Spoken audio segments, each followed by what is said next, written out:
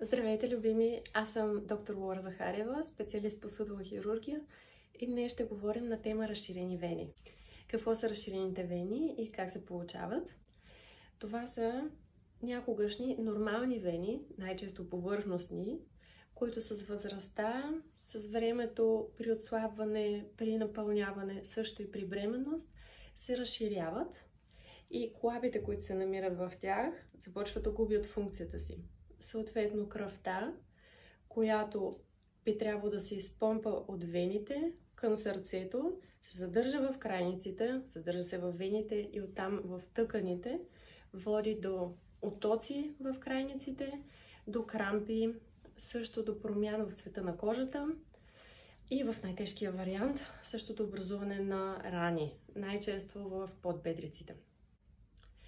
Ако и вие имате подобни оплаквания, ако имате два от тези симптома или повече, то най-вероятно имате разширени вени. Не се притеснявайте, не се сами. Разширените вени засягат около половината от жените, т.е. 50%, и от мъжете около 1/3. Това означава, че половината зряло население на света страда от това заболяване. Не сте сами в това нещо. Какво можете да направите, ако предполагате, че имате разширени вени или пък искате да се предпазите от тях?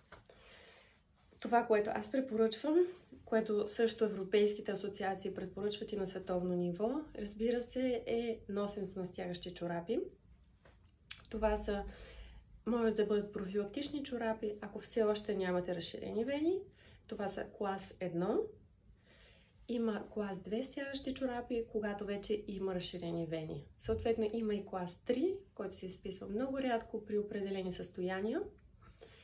Това, което се препоръчва, е носене на стягащите чорапи при продължително стоене. Когато знаете, че сте се целия ден на крак, то тогава обувате стягащите чорапи. Аз също, например, нося стягащи чорапи, когато знам, че ще прекарам целия ден в операционната. Също, ако искате да се предпазите от разширени вени, се препоръчва да не прекарате твърде дълго време стоейки в неподвижно състояние. Съответно, препоръчва се раздвижване, когато това е възможно. Да не оставате да седите твърде дълго време. От време на време правите паузи, съставане, кратка разходка, т.е. раздвижване на кръвта, раздвижване на вените. Друг метод като превенция, а също и като терапия за разширени вени, това са различни упражнения срещу разширени вени. Това е огромна тема, така че пишете ми долу в коментарите, ако ви интересува тази тема. Ще направя отделно видео само за това нещо.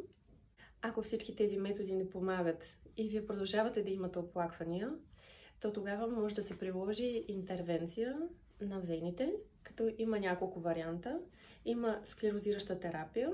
При тази терапия се впръсква във вената вещество, което затваря вената. По този начин кръвта вече не минава през нея, съответно не може да се застои и оплакванията изчезват. Други методи за терапия на разширените вени, това е радиофреквентната терапия и лазерната терапия. Те са много подобни и са подходящи за определен вид разширени вени. Пишете ми долу, ако ви интересува, мога да обясня по-подробно за различните видове терапия. И последната най-инвазивна терапия, това е отстраняването на разширените вени по оперативен път. Тя е най-инвазивна, но и дефинитивно решение на проблема. Препоръчва се само при определени стадии на разширените вени. Добре, любими, надявам се, че съм дала малко яснота по тази тема, за която почти никой не говори. Пишете ми долу в коментарите дали е било интересно и за каква друга тема искате да направя видео следващия път. Много ще се радвам. Поздрави и до следващия път!